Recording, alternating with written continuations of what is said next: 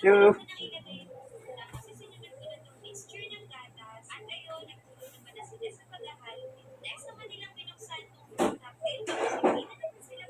sa mga ano dyan, shout out. Stay lang kayo. Nood at makinig sa kwento ng Pasko.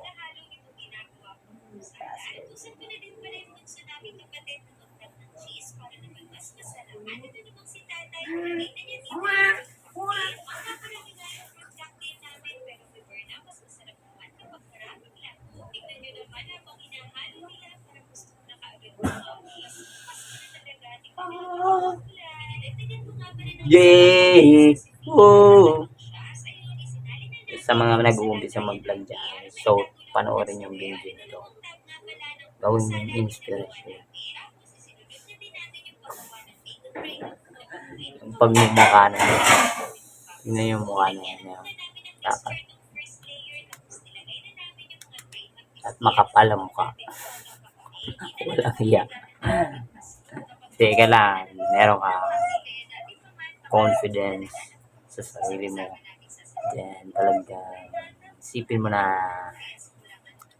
kaya mo. Yun. Then, talagang desidido kang mag-vlog.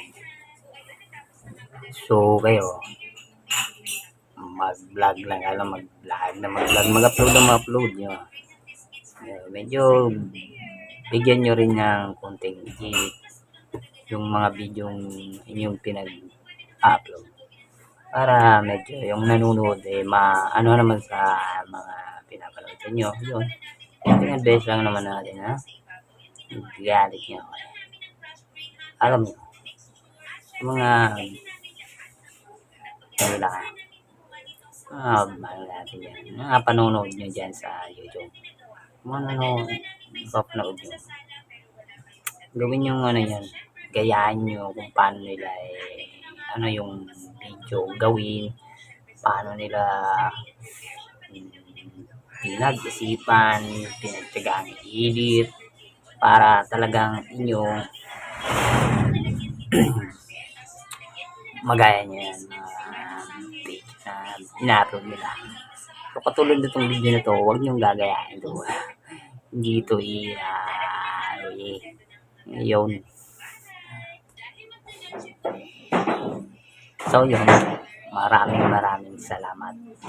Yun lang sa video na ito ang aking advice and suggest na sana ay maging successful kayo sa inyong lahat ng ginagawa. Then palagi kayong mag-ingat sa araw-araw. Then wala tayong ibang kundi kayo. So yun lang. Maraming salamat. Merry Christmas and Happy New Year. December 30 na, tapos na yung Christmas. Pero tingnan nyo, wala naman kayong narinig na mga putukan yan. Mga putukan na ibang nangyari. Wag kayong So, pakiiwan na rin ang iyong comment, like, and subscribe. Follow na rin sa aking Facebook page para palagi kayong masuntok.